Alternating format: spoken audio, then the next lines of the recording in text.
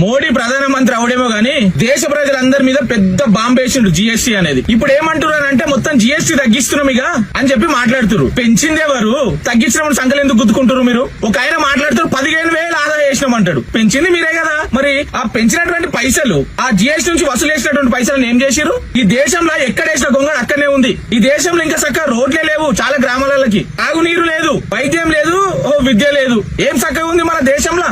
ఓ భారత్ మాతాకి జయ అంటారు. ప్రజలను పిచ్చోళ్ళని చేసిట్లా ఈ బీజేపీలో అయితే నెంబర్ 1 ఉన్నారు. తెలంగాణ రాష్ట్రం నుంచి ఎత్తుకుపోయిన పైసలల్లా రాష్ట్రానికి ఏం చేశారు? ఒక మెడికల్ కాలేజ్ ఇచ్చిరా, రైల్వే కోచ్ ఫ్యాక్టరీ ఇచ్చిరా, ఏమన్నా జరిగిందా? అసలు ఈ జిఎస్టీ వల్ల మన దేశానికి ఏమైనా ఉపయోగం ఉందా?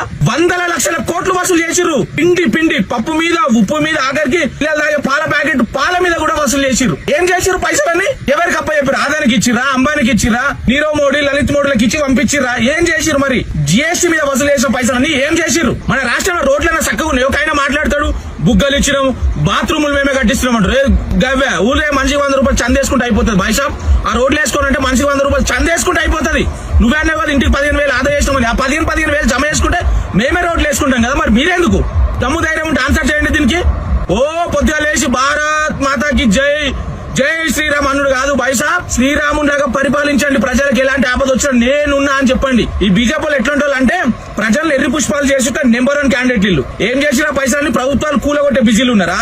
ఏం చేసినా పైసలన్నీ రాష్ట్ర ముఖ్యమంత్రులు మిమ్మల్ని అడిగితే ప్రశ్నిస్తే వాళ్ళని పక్కన జరిపి వాళ్ళకి రూపాయి ఇయ్యరుగా, రాష్ట్రానికి రూపాయి ఇయ్యరుగా మిమ్మల్ని ప్రశ్నిస్తే. ఇదేనా? అంటే మీరంతా కూలగొట్టుడు బుల్డోజర్ రాజ్యంలో బిజీ ఉన్నారు మీరు. ఇప్పుడైనా నీతిగా నిజాయితీగా రాజకీయం చేసుకోండి. దేశ ప్రజలను పిచ్చలను చేస్తే ఊరుకోవడానికి ఎవరు సిద్ధంగా లేరు ఇక్కడ. ఇంకోసారి తగ్గించిన ప్రజలకు మేలు చేసామని మాట్లాడకండి బైసాబ్. ఇజ్జత్ పోతుంది. ఇప్పటికే ఈ దేశం ఇజ్జత్ తీస్తున్నారు మీరు. ఇది ఈ దేశం పౌరసత్వము లక్షల మంది వదిలేసుకున్నారు. ఈ దేశంలో విద్యాంతకు అనేక మంది ఇంకా పనులు వేసుకుని కూలి పనులు వేసుకుంటూ బతుకుతారు. బీహార్, ఉత్తరప్రదేశ్ లాంటి రాష్ట్రాల్లో గన్నులు పట్టుకొని తిరుగుతారు, కత్తులు పట్టుకొని తిరుగుతారు. క్రైమ్ రేట్ ఎక్కువ అవుతుంది. ఇంకా రోజు రోజుకి కొన్ని కోట్ల కేసులు పెండింగ్ ఉన్నాయి మన దేశంలో. ఆలోచన చేయండి. ఏం చేసిర్రు? పైసలను ఏం చేసిర్రు? ఆలోచన చేస్తారని కోరుకుంటూ ఇప్పుడైనా మీరు అందరు మారతారని. జై హింద్, జై భారత్, జై తెలంగాణ.